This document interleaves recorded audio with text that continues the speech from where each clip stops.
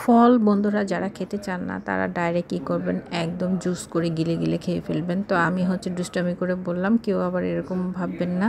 তো আমরা অনেকেই ফল দিয়ে অনেক কিছু করে খাই, খেতে তো হবেই অবশ্যই। তো আমার মতো তো আর সবাই না যে ফল খেতে চায় না, তারপরও আমি জোর করে খেয়ে নিই।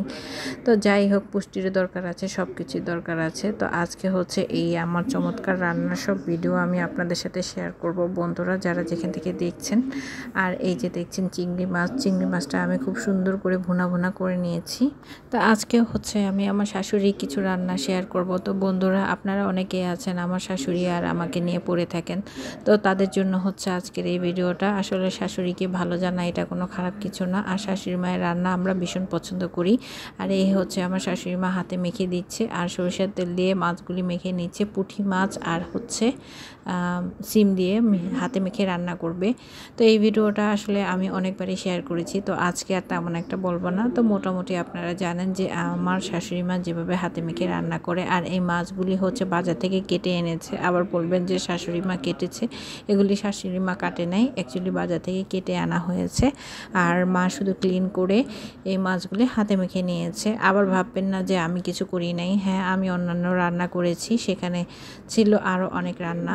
তো সেই রান্নাগুলি আমি কমপ্লিট করেছি, যেরকম ভাত রান্না, ডাল রান্না, শাক রান্না, ভাজি রান্না আর চিংড়ি মাছও রান্না করেছি। সেই সাথে আরও অনেক কিছু আইটেম ছিল, সেগুলিও রান্না করেছি। আর এই যে আমি সব কিছু এভাবে সামনে করে এনে দিচ্ছি, নিয়ে রেখে দিচ্ছি, গুছিয়ে দিচ্ছি।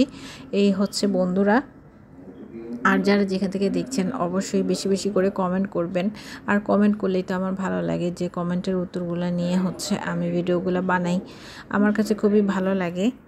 আর এই মায়ের হাতের মাখানো মাছের মধ্যে সামান্য পরিমাণ পানি দেয় এইভাবেই। আর একদম দেখছেন হলুদ আর মরিচ দিয়ে এত সুন্দর করে মাছ রান্না। আমার মনে হয় না যেন কেউ মাছ এভাবে করে এত মজাদার আর সুস্বাদু করে রান্না করতে পারে। তাই তো বারবার আপনাদের সামনে আমি ভিডিওটা তুলে ধরি। আর আপনারা হয়তো বা দেখেছেন যে অনেক সময় মা যদি বাসায় না থাকে, আমি হাতে মেখে তেমন একটা রান্না করি না। সেদিন আমি সবজি আর কি পাতুরি যেটা বলে, সেইভাবে আমি সবজিটা রান্না করতে চেয়েছিলাম মার মতো, বাট কষিয়ে বসিয়ে দিয়েছি।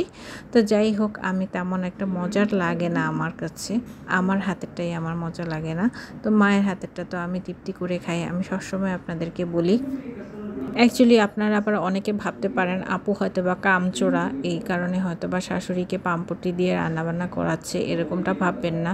আসলে আমি মোটেও কামচোরা না, আমার কাছে কাজকর্ম করতে ভালোই লাগে।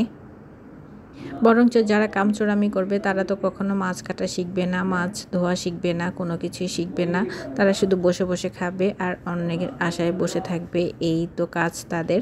তো এখানে দেখছেন যে আবার ইলিশ মাছও ভেজে নিচ্ছি, আর সেই সাথে কিছু বিকেলের নাস্তাও ছিল। তো বন্ধুরা, যারা যেখান থেকে দেখছেন, যদি ভিডিওটি ভালো লেগে থাকে তাহলে অবশ্যই আপনারা লাইক কমেন্ট করবেন। আর জানি না কার কার শরীরে গিয়ে লেগেছে আর কি কতটুকু লেগেছে। তো সবাই যতটুকু লাগে আর বা না লাগে সবাই কমেন্ট করে জানান বেশি বেশি। আর যারা এতক্ষণ ধরে সময় ধরে ধৈর্য ধারণ ধরে আমার সম্পূর্ণ ভিডিওগুলো দেখেছেন, তাদেরকে তো আমি অসংখ্য ধন্যবাদ জানাই। তো থ্যাঙ্কস ফর ওয়াচিং।